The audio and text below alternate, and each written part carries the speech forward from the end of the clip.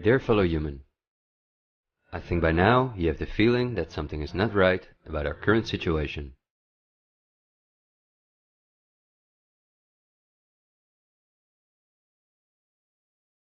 But I also think that the many ill-founded conspiracy theories may have caused you to distance yourself from both the media scaremongering and from those who spread the conspiracy theories. Still, I hope you will listen to me for a moment, because as you watch this video, hundreds of millions of people worldwide are falling into poverty because of the measures that have been in place for so long.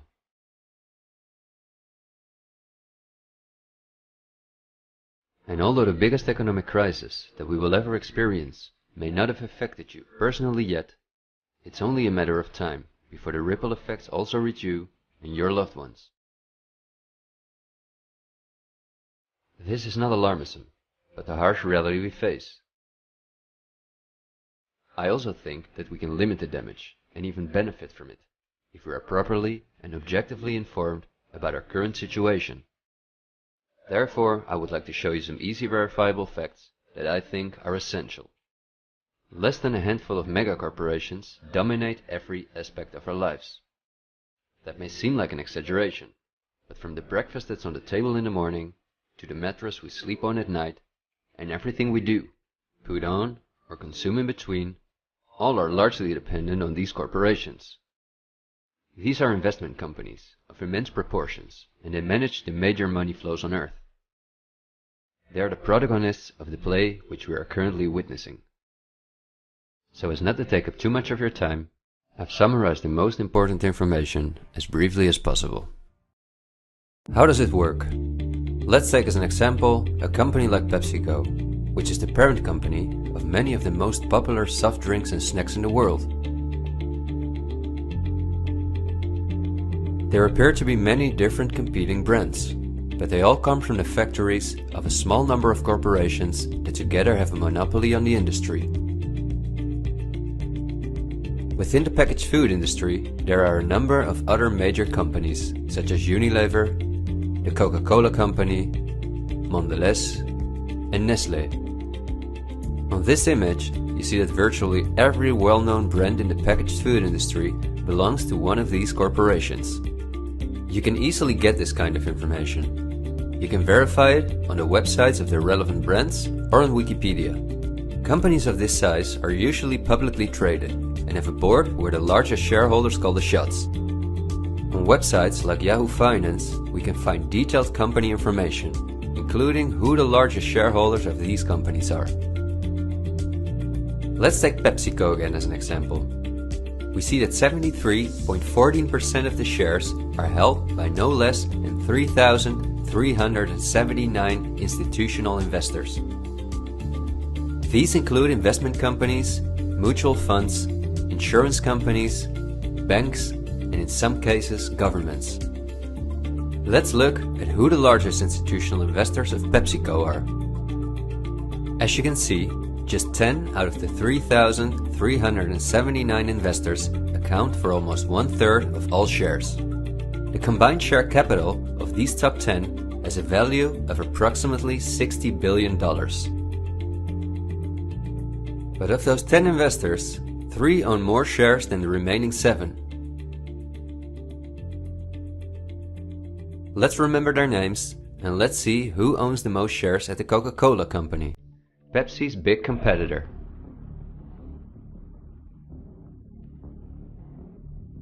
We see that just like with PepsiCo, the majority of the shares are held by institutional investors.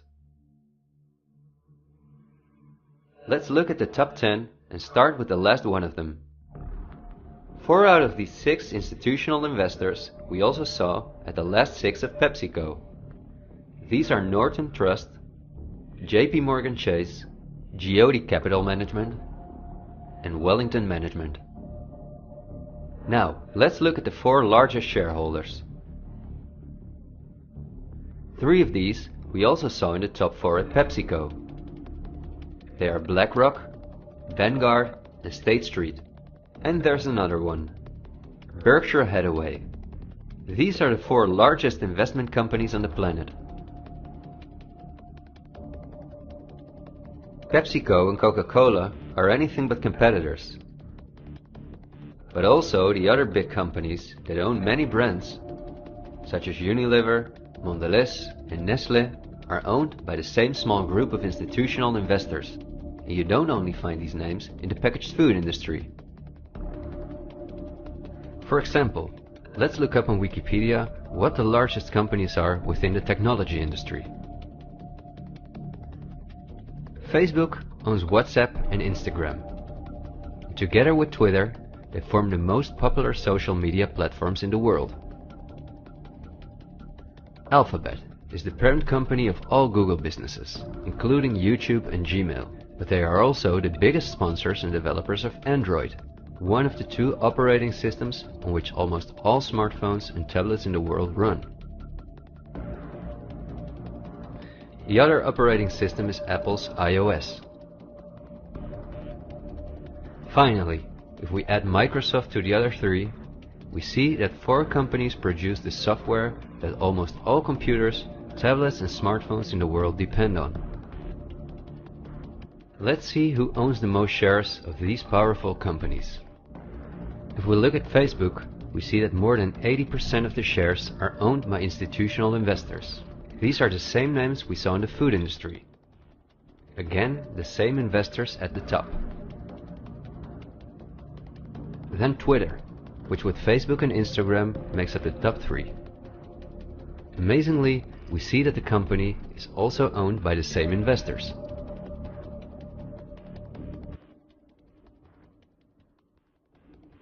We see them at Apple, but also with their big competitor Microsoft.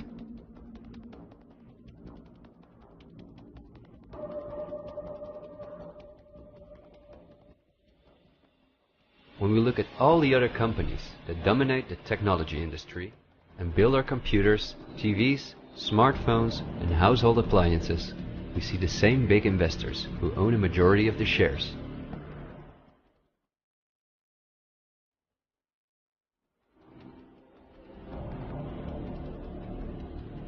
We see this within all industries around the world. And just to show you that I'm not exaggerating, I'll give you another example. Let's say we want to plan a vacation. On our computer or smartphone, we look for a cheap flight to the sun through websites like Skyscanner and Expedia, both of which belong to the same group of institutional investors. We fly with one of the many airlines of which the majority of the shares are often owned by the same investors or by governments, like Air France-KLM. The aircraft we fly is in most cases a Boeing or an Airbus. Again, we see the same names. We look for a hotel or an apartment through Booking.com or Airbnb.com. Once we arrive at our destination, we go out for dinner, then we write a review on TripAdvisor. The same investors are at the basis of every aspect of our journey, and their power goes even much further, because even the kerosene that fuels the plane comes from one of their many oil companies and refineries.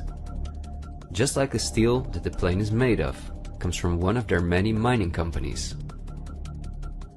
This small club of investment companies, banks and mutual funds are also the largest shareholders in the primary industries, where raw materials come from. If we look on Wikipedia for the largest mining companies in the world, we see that their shareholders are the same institutional investors we see everywhere else. The same goes for the largest agricultural companies in the world, that our entire food industry depends on. For example, they own Bayer, the parent company of Monsanto, the world's largest seed producer, which produces 90% of all the cotton seed on Earth, as well as the majority of all other seeds. But these institutional investors are also the shareholders of the largest textile manufacturing companies in the world, and even the numerous popular clothing brands that turn the cotton into the clothes we wear are owned by the same group of investors.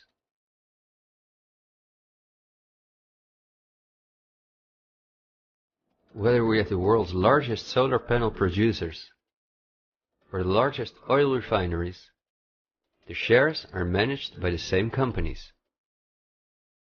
They own the tobacco companies, who produce all the popular tobacco brands in the world.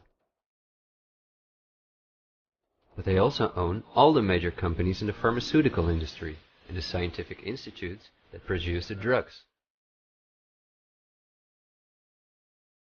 They own the companies that produce our metals and raw materials, and the entire automobile, aircraft, and arms industry where those metals and raw materials are processed.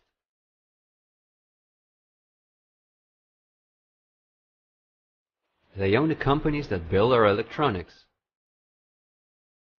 They own the big department stores and online marketplaces.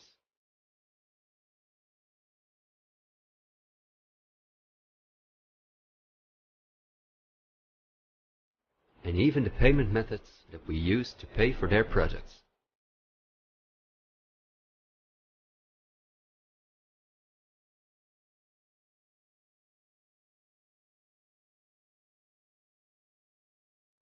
Because I want to keep my story as short as possible, I've decided to only show the tip of the iceberg. If you decide to investigate on your own, using the sources that you've just seen, then you will discover that even many of the most well-known insurance companies, banks, construction companies, telephone companies, restaurant chains, and cosmetic brands are owned by the same institutional investors we just saw.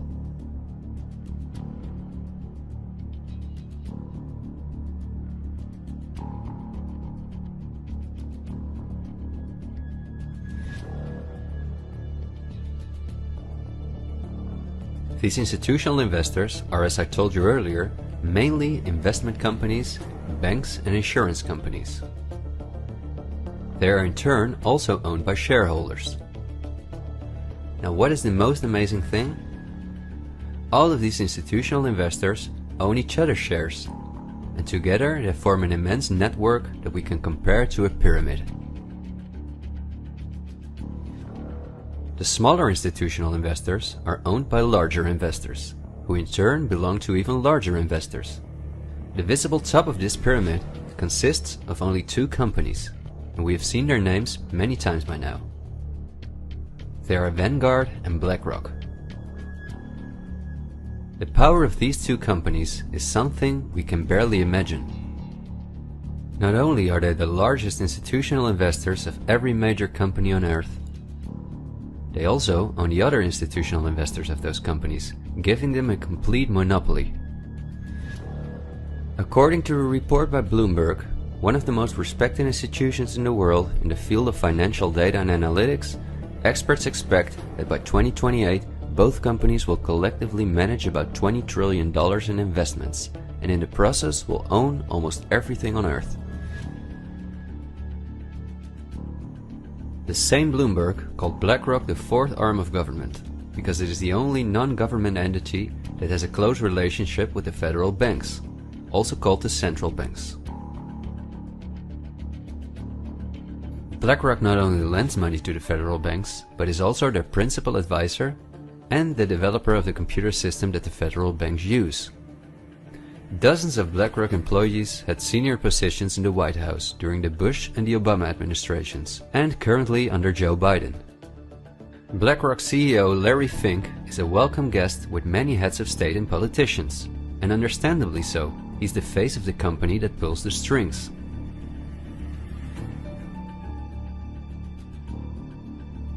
Yet Larry Fink does not pull the strings himself. In fact, BlackRock itself is owned by shareholders. And if we look at who those shareholders are, we come to a strange conclusion. We see that BlackRock's largest shareholder is Vanguard, and this is where it gets dark. Vanguard itself has a unique structure that makes it impossible to see who its shareholders or clients are. The elite who own Vanguard don't want anyone to know that they are the owners of the most powerful company on Earth. But of course, this is no secret to those who are willing to look into it. Reports by Oxfam and Bloomberg show that 1% of the world's population collectively owns more money than the other 99%. Indeed, Oxfam claims that as much as 82% of all the money earned in 2017 went to this 1% of people. Naturally, those who own the most powerful company on Earth would also be the richest among this 1%. In other words, they are part of the 0.001%. Forbes, the most well-known business magazine in the world, claims that by March 2020 there were some 2,075 billionaires. Oxfam's report showed that 2/3 of all these billionaires obtained their fortune through inheritances and monopolies. So this means that Vanguard is in the hands of the richest families on earth. If we study their history, we discover that these families have always belonged to the top of the pyramid, some even well before the Industrial Revolution began. Because their history is so interesting and extensive, I will explain some more about them in the follow-up video that I'm currently working on. But in order not to elaborate too far, I will just point out that many of these families belong to royal bloodlines, and they are the founders of our banking system, the United Nations, and every industry in the world.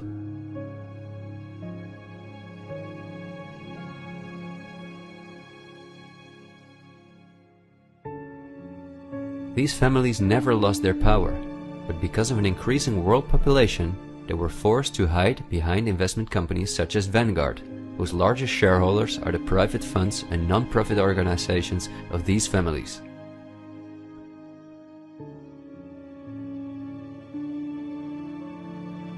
To make the bigger picture more clear, I need to briefly explain something about these non-profit organizations. These are the links that connect the business community with politics and the media, allowing major conflicts of interest. At first glance, however, this is not too noticeable. Non-profits, also called foundations, are organizations that rely on donations, and they do not have to publish from whom they receive those donations. They can invest this money in whatever they want, and do not have to pay tax on their profits as long as those profits are reinvested in other projects that they are involved in. Non-profits can move hundreds of billions of dollars from invisible investors. According to a report by the Australian government, this makes non-profit organizations ideal to finance terrorist groups and launder large sums of money.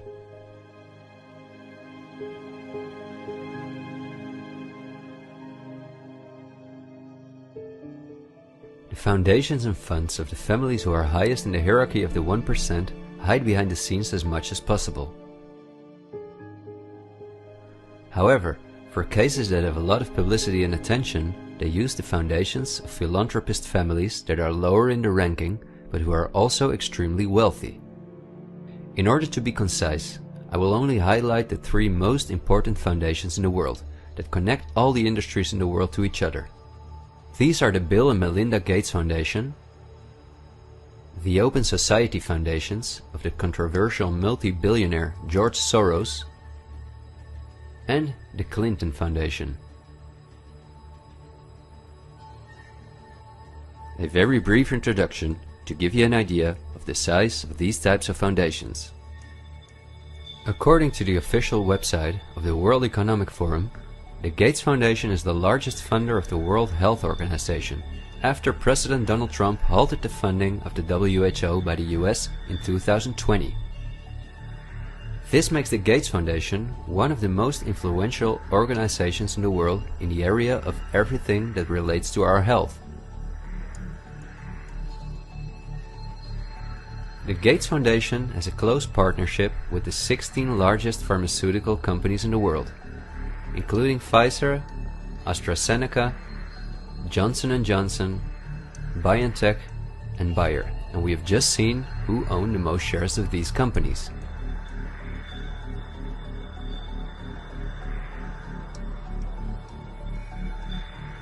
Bill Gates was anything but a poor computer nerd who made it to one of the richest people in the world, but he came from a philanthropic family that, just like himself, worked for the absolute elite. Bill is the founder of Microsoft, which is owned by BlackRock, Vanguard, and until recently Berkshire Hathaway. But at the same time, the Gates Foundation is the largest shareholder after BlackRock, Vanguard and State Street in Berkshire Hathaway, where he was even on the board for a while. We would spend hours if we considered everything the Gates Foundation, the Open Society Foundations of George Soros, and the Clinton Foundation are involved in. But because they connect us with the next topic and with the current events, this brief introduction was important. I think the next topic should start with a question. A random person like myself, with very little experience in video editing, using an old laptop, can in 20 minutes objectively portray that only 2 companies have a total monopoly over all the industries in the world. So the natural question is, why didn't you hear about all of this in the media? What? It's a good question. Every day we have the choice between countless reports, documentaries and television programs, and yet not one of them talks about this. Is it something not interesting enough? Or might there perhaps be other interests at play? The answer we get again from Wikipedia. About 90% of the international media is owned by 9 media conglomerates. The companies owned by these media conglomerates are too many to mention, so I'm just going to show you the most important brands that we all know.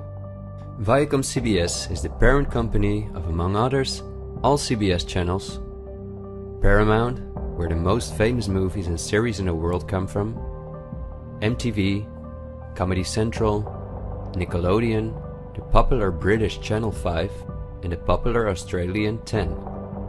Guess who the largest shareholders of Viacom CBS are?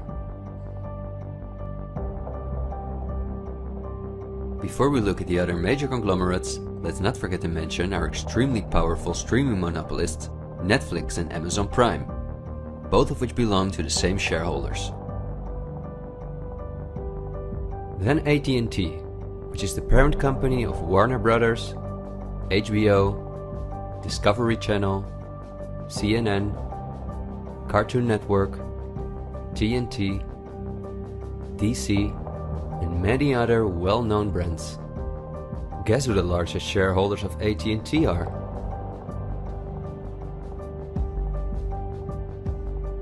The third one is the all-powerful News Corp.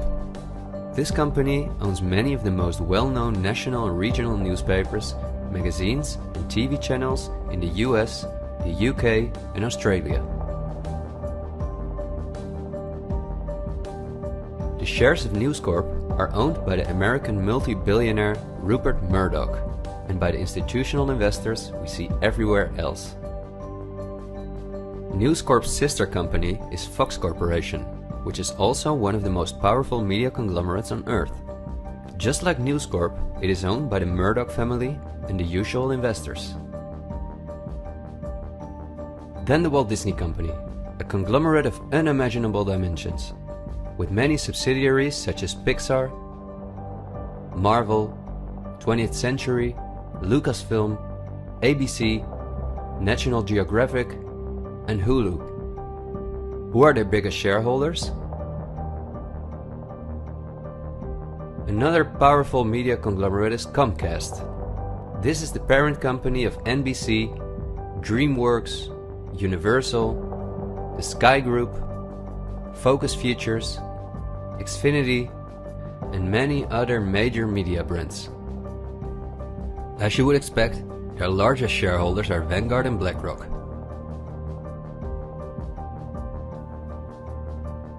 I could go on for hours and show that in almost every country on Earth, the local media is in the hands of these kind of conglomerates, which in turn are owned by our institutional investors or by extremely rich and powerful elite families.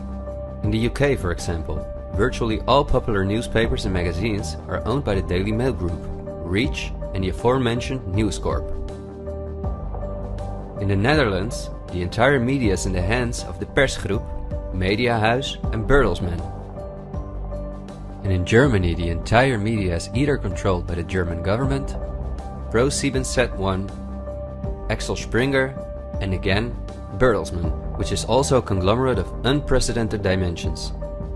Not only is this the parent company of the largest book publisher in the world, Penguin Random House, and owner and founder of BMG Music, Bertelsmann also controls a large part of the European media through their subsidiary RTL, a company with 67 TV channels, 10 streaming platforms and 38 radio stations. Bertelsmann is owned by the ultra-rich Bertelsmann-Mohn family, who openly collaborated with the Nazis. Because of this, Reinhard Mohn was held as a prisoner of war in the US. Besides RTL, Bertelsmann also owns a large part of the French mainstream media. And together with Mediaset, the powerful Italian conglomerate of former President Berlusconi that controls the most important part of the Italian mainstream media, they also own all popular Spanish TV channels.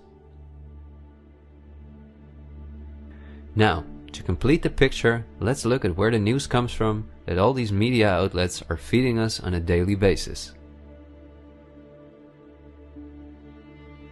The various news media do not produce their news themselves, but use information and images from news agencies such as Reuters, the Dutch ANP, and the French AFP. These organizations are anything but independent. Reuters is owned by the powerful Canadian Thomson family. The ANP is owned by Dutch investor Kees Omen, and the AFP is largely financed by the French government.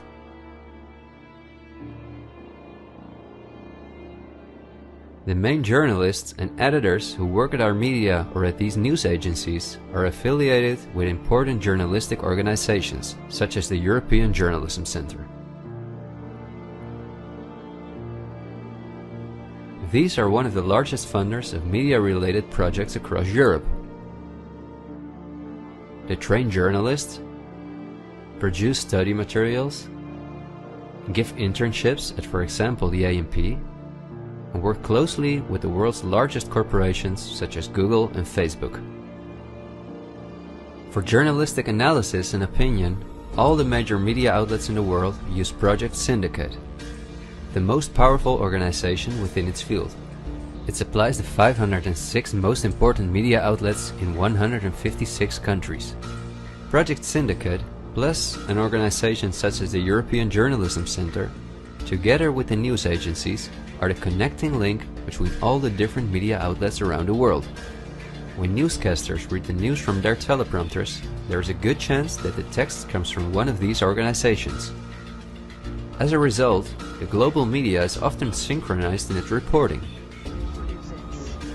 We are concerned about trouble and treatment of irresponsible, one-sided news stories plaguing our country. The sharing of biased and false news has become all too common on social media. More alarming, some media outlets publish these same fake stories without checking facts first. The sharing of biased and false news has become all too common on social media. More alarming, some media outlets publish these same fake stories without checking facts first. Unfortunately, some members of the media use their platforms to push their own personal bias and agenda to control exactly what people think. And this is extremely dangerous to our democracy. This is extremely dangerous to our democracy.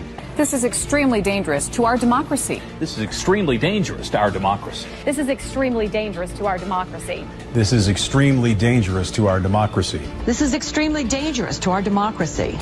This is extremely dangerous to our democracy. This is extremely dangerous to our democracy. This is extremely dangerous to our democracy. This is extremely dangerous to our democracy. This is extremely dangerous to our democracy. In September 2020, the European Journalism Centre and Facebook set up a fund to support selected news organizations to do the reporting during the corona crisis. Let's see who the organizations are that, along with the news agencies, produce our news. At Project Syndicate, we see the Bill and Melinda Gates Foundation, the Open Society Foundation, and the European Journalism Centre.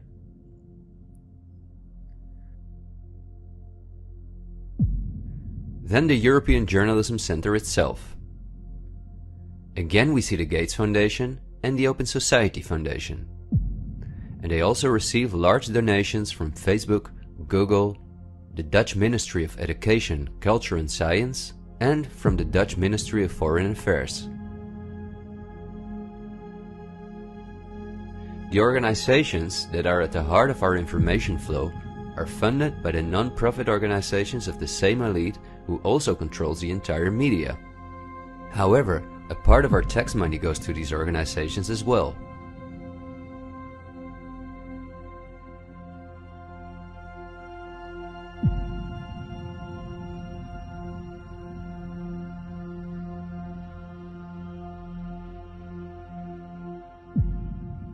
Okay, I realize this was a lot of information to process, and believe me, I've made it as short as possible, and I've only used those examples that seemed necessary to show you the overall picture, so you can understand the current situation better.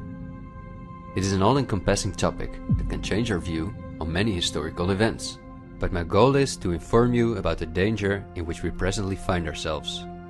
There will be enough time for us to delve into the past, so let's talk about the current events now. The elite that controls every aspect of our lives, up to the information that we receive, depends on an unimaginably coordinated collaboration to keep all the different industries on Earth connected to each other, in order to ensure they all work in the elite's interests. This happens at the World Economic Forum, one of the most important organizations in the world. At its annual meeting in Davos, the CEOs of the largest companies on Earth gather along with heads of state, politicians, and other influential individuals and organizations like UNICEF and Greenpeace. Serving on the board of trustees are former US Vice President and climate change guru Al Gore, BlackRock CEO Larry Fink, the President of the European Central Bank Christine Lagarde, the Director of CERN Fabiola Gianotti, the Queen of Jordan, the Director of the International Committee of the Red Cross Peter Maurer, and many other politicians and CEOs of the world's most influential companies. According to the WEF's official website, their annual membership fee ranges between 53,000 and 530,000 euros. But according to the WEF's year reports, around 71% of their total budget comes from its partners, who in this way pay for the membership of young politicians who cannot afford their own fee. Wikipedia reports the following. According to critics, the WEF is a business forum where the wealthiest companies can negotiate deals with other companies or with politicians. The purpose of the WEF for many of the participants would be personal gain instead of solving global problems. I don't like to make assumptions, but would there be so many problems on Earth if the key industry leaders, bankers and politicians since 1971 had gathered annually to solve our world's problems? Is it not strange that the world's leading environmental organizations have been meeting for 50 years with the CEOs of the most heavily polluting corporations while things just keep getting worse for our natural world?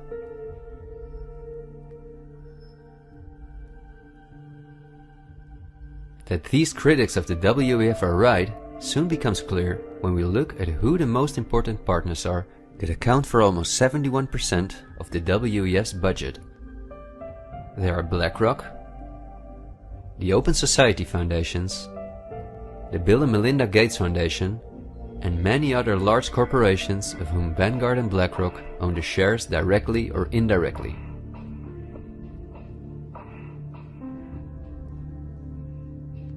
The president and founder of the WEF is Klaus Schwab, a German professor and businessman. In his book, The Great Reset, he describes in detail the plans of his organization.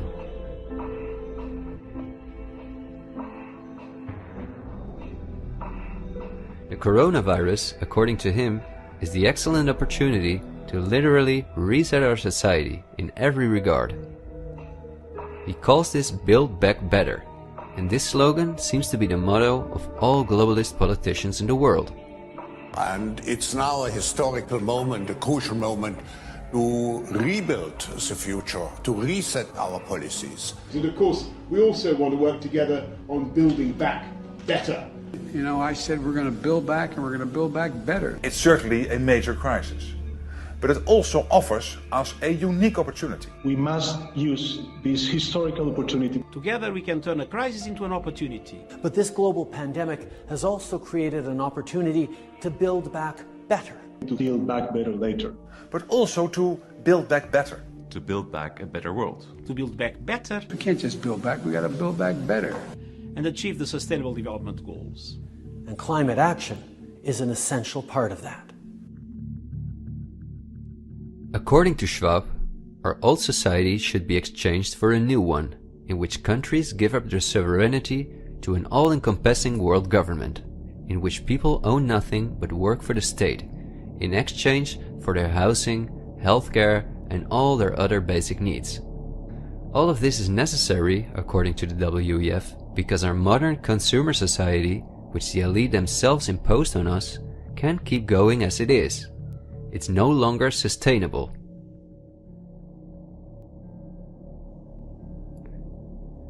Schwab says in his book that we will never return to the old normal. And the WEF published a video that makes it clear that in 2030 we will own nothing, but we will be happy.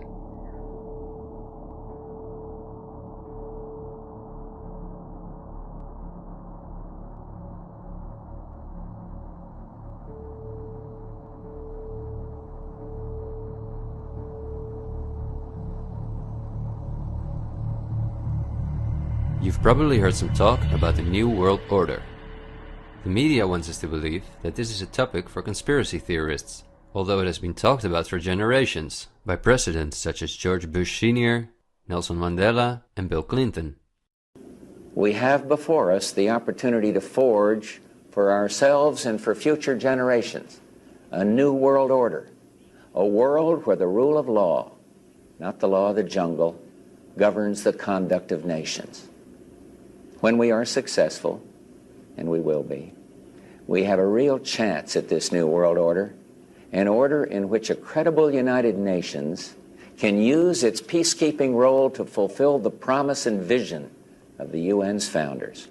After 1989, President Bush said, and it's a phrase that I often use myself, that we needed a new world order. That the affirmative task we have now is to actually create a new world order. But also by the world's most famous philanthropists such as Cecil Rhodes, David Rockefeller, Henry Kissinger, and even George Soros. I think you need a new world order that China has to be part of the process of creating it, and they have to buy in, they have to own it. These important figures, who apart from Mandela, were all among the top of the elite when they were still alive, are not the only ones who dream about an all-powerful world government. In 2015, the UN presented its controversial Agenda 2030, which is almost identical to Klaus Schwab's Great Reset. In their own words, the UN, like Schwab, wants to ensure that by 2030, poverty, hunger, environmental pollution, and disease no longer exist on Earth. It sounds like a sympathetic plan, until you read the fine print. You see, the idea is that Agenda 2030 is going to be paid for by us, the citizens. And just as it is currently required of us that we give up our basic rights for the sake of public health, we will be demanded to give up our wealth in favor of poverty reduction. These are not conspiracy theories. You can read this for yourself on their official website. In short, it boils down to this. The UN wants to take the tax money from all Western countries and give it to the mega corporations of the elite, who will be contracted to rebuild society. Globally, a completely new infrastructure is needed, because fossil fuels must be made a thing of the past, according to the UN.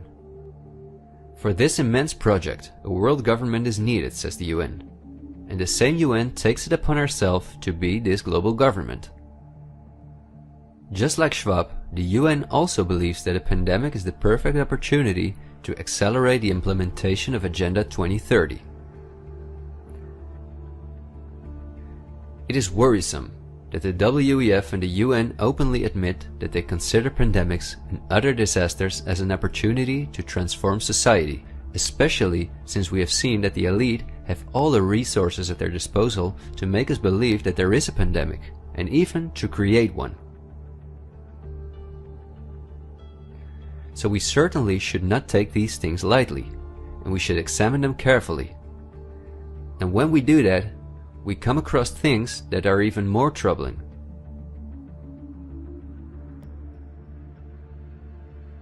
On Friday, October 18, 2019, months before the pandemic was declared, a meeting was held at the Pierre Hotel in New York City for a select group of about 130 very important guests, including politicians and the world's most respected medics and pharmacists. The purpose of the meeting was to simulate the possible scenarios in the event of a global pandemic. This could be a coincidence, you might say. For this simulation, however, a coronavirus was used as an example. The simulation covered in detail how the coronavirus would develop and how they could only control this through the intensive collaboration of entire industries, governments, and government agencies.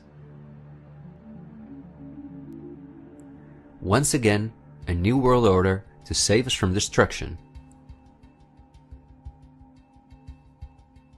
Does it surprise you when I tell you that this meeting, called Event 201, was organized by none other than the World Economic Forum, the Bill and Melinda Gates Foundation, and the Johns Hopkins Institute? This is not a conspiracy theory. Check the official website of Event 201 for yourself.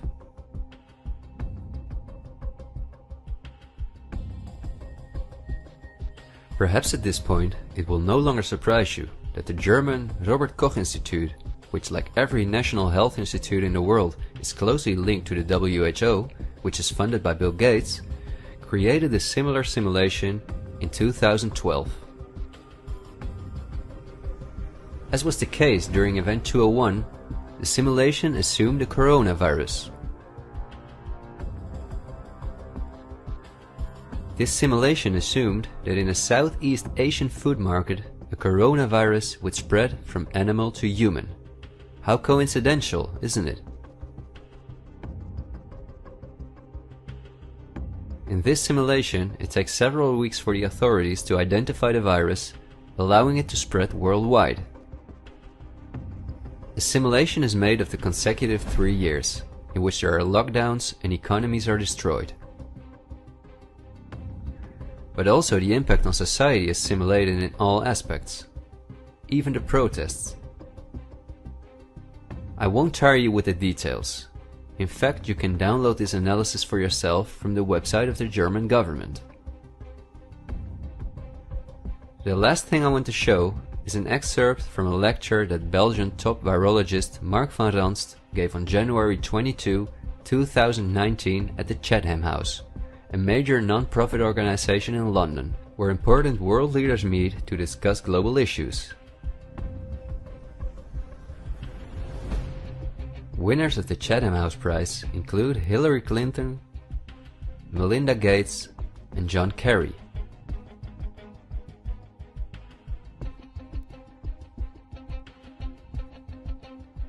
What Van Ranst is discussing is simply shocking. Van Ranst in fact explains how he has fooled the entire Belgian population during the swine flu through fear-mongering, out-of-context mortality rates, and media manipulation. He laughingly explains how he managed to impose the vaccine for the swine flu on the frightened Belgian population, a vaccine produced by the pharmaceutical companies he worked for. Thank you very much, Ab. Thanks for the invitation. And I was asked to tell you about my experiences being the crisis manager, the flu commissioner for Belgium, and highlighting the communication. And then you have one opportunity to do it right. I mean, day one is so important. In day one, you start your communication with the press, with the people, and you have to do it right. I mean, you have to go for one voice, one message. In Belgium, they chose to appoint a non-politician to do that. I mean, I have no party affiliations, and that makes things a little bit, at that time at least, a little bit easier, because you're not attacked politically, majority, minority. That doesn't come into play, and that was a huge advantage. The second advantage is that you can play in Brussels the complete naive guy and get a lot more done than you would otherwise be able to do. You have to be omnipresent that first day or the first days, so that you attract the media attention. You make an agreement with them that you will tell them all, and if they call, you will pick up the phone. When you do that, then you can profit from these early days to get complete carpet coverage of the field, and they're not going to search for alternative voices there. And if you do that, that makes things a lot easier. These first weeks, That's easy street. When you have no opposition and everybody needs news and they can come to you for news, you can bring quite a lot of neutral information, and it is picked up, and it is well, the news is brought the way you bring it, and that is you can only do that in the first couple of weeks or months. And then you have to say, okay, well, we will have H1N1 deaths. Of course, that would be unavoidable. I used there Sir Donaldson's quote, where he said that in the UK, by the peak of the epidemic, 40 people would die per day at the end of the summer.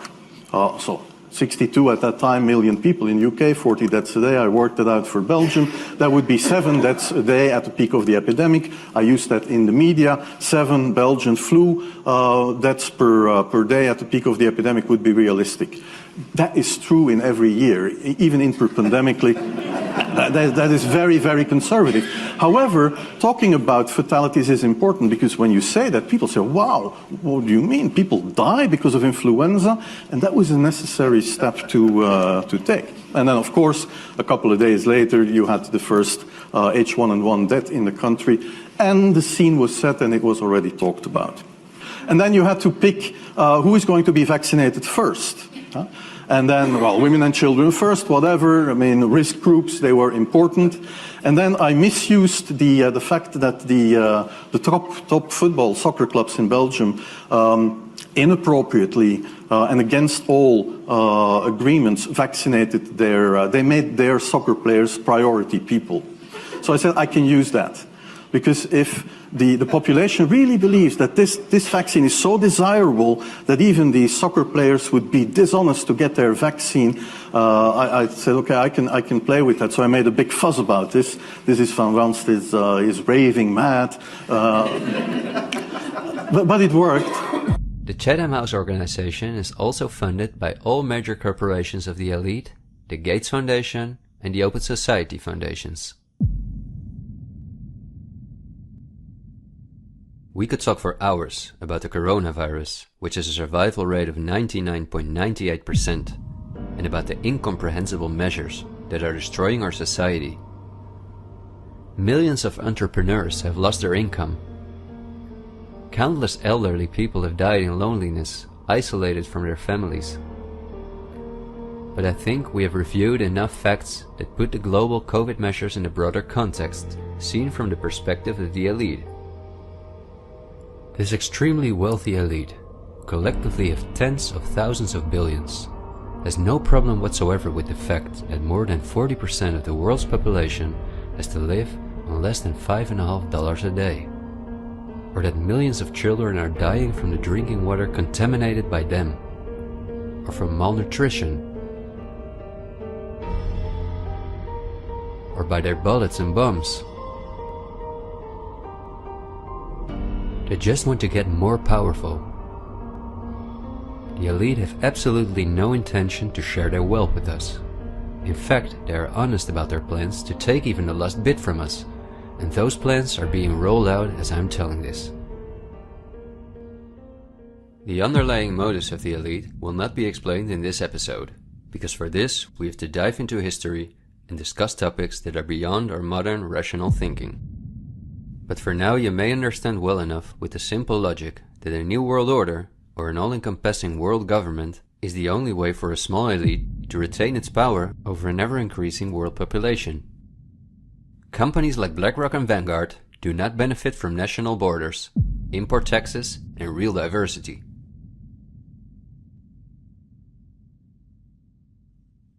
Only through fear and media manipulation can they maintain their grip on all of us.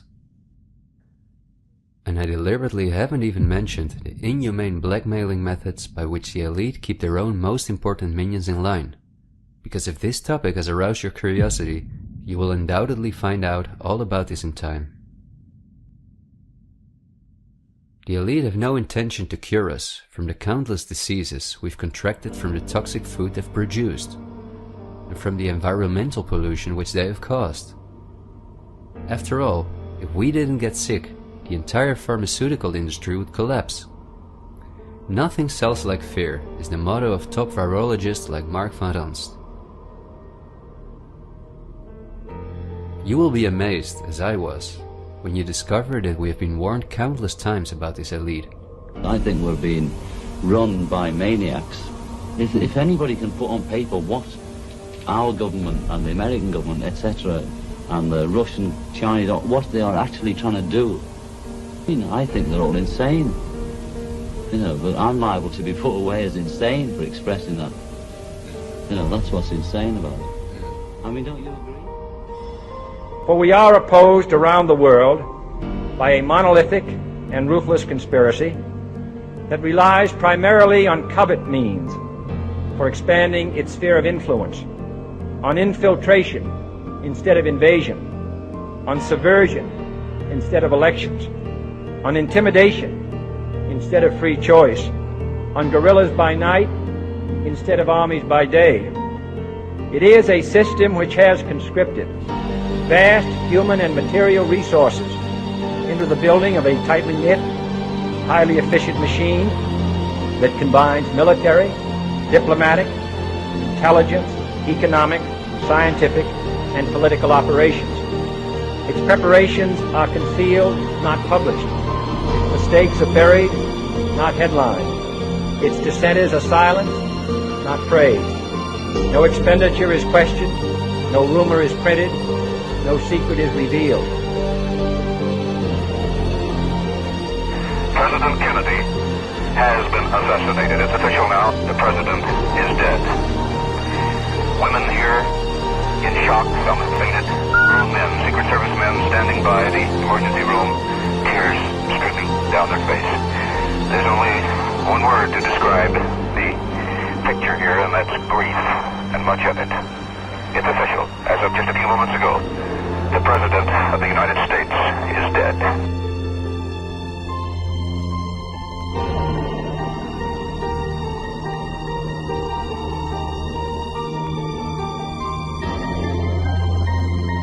When you're talking about like really elite levels, the name of the game is blackmail. That's what runs the whole system basically. They want compromised people because they're easy to control. I'm not suicidal. I'm not suicidal.